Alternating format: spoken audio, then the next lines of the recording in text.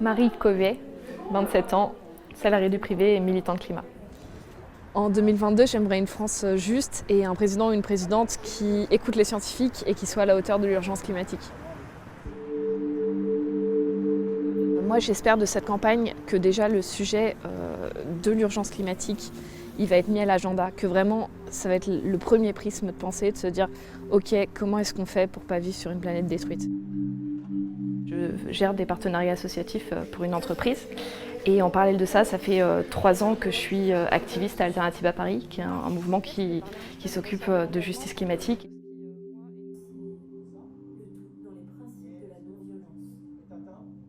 Il y a quelques années, je me sentais vraiment angoissée et là j'ai plus une colère, mais que je mets vraiment au service de ce qu'on fait ici. Là, j'ai l'impression qu'il y a vraiment des responsables identifiés, qui sont nos responsables politiques, qui sont en fait les gens qui n'agissent pas, qui sont les multinationales qui polluent à tout va.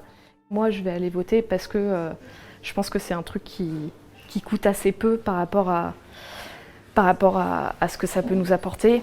Dans la situation dans laquelle on est, on ne peut pas se permettre de faire la fine bouche, nous, et de dire non, mais on ne va pas se souiller les mains à aller voter pour des candidats qui ne nous convainquent pas totalement. On a tout intérêt à choisir nos adversaires, à choisir le moins pire, quelque part, et à trouver quelqu'un qui ne va pas nous opposer, qui ne va pas opposer à nos demandes de la violence ou des choses extrêmement difficiles.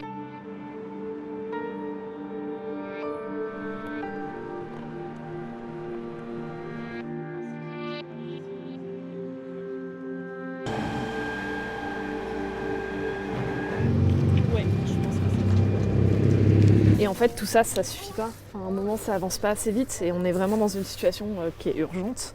Et du coup, l'idée, c'est que nous, en plus de toutes ces actions-là, on utilise aussi le volet désobéissance civile. Ça va nous permettre d'occuper l'espace public, d'interpeller un peu les gens. La mise à l'agenda des sujets climat, c'est clairement un de nos buts dans cette campagne et c'est vraiment un truc qui est urgent parce qu'on a parlé que de sujets hyper nauséabonds, de migration, de sécurité et vraiment sous un angle complètement pas humain. Le seul débat qui devrait préoccuper nos responsables politiques, c'est ok, comment on s'organise pour arrêter de détruire la planète et pour imposer à ceux qui la détruisent de ne plus le faire.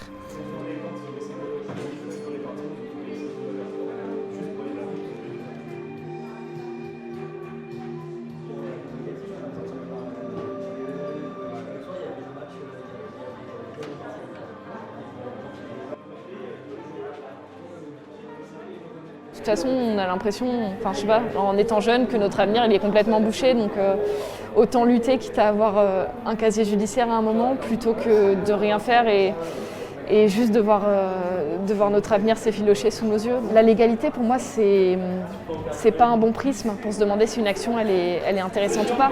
Parce qu'il y a plein de choses qui sont légales et qui ont été absolument ignobles quand on regarde dans l'histoire.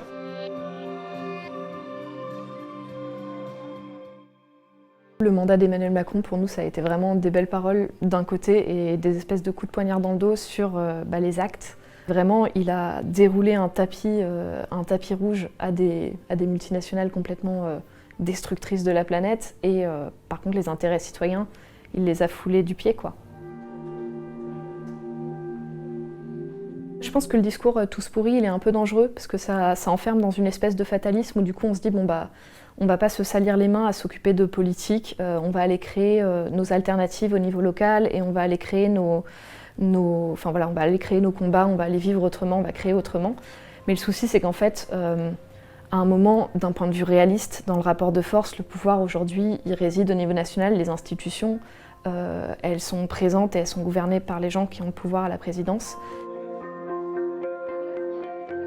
Voilà, le but du mouvement climat aujourd'hui, c'est pas, de pousser les gens à trier leurs déchets, c'est de changer complètement la façon dont on fait société, la façon dont on vit ensemble, de changer le système de production, d'essayer de trouver des alternatives là où elles sont. Et du coup, pour ça, en fait, on a besoin de se mêler de politique. On ne va pas simplement dire aux gens de faire pipi sous la douche, quoi.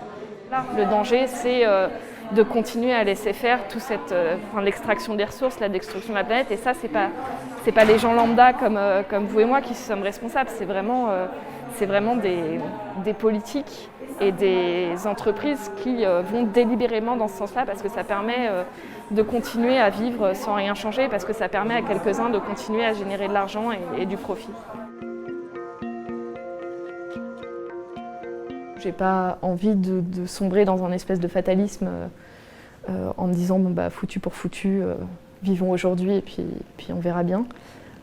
Du coup j'ai quand même envie de construire des choses, mais je pense que ça passe aussi, que ma sérénité aujourd'hui elle passe par le fait d'agir et de faire des choses en commun.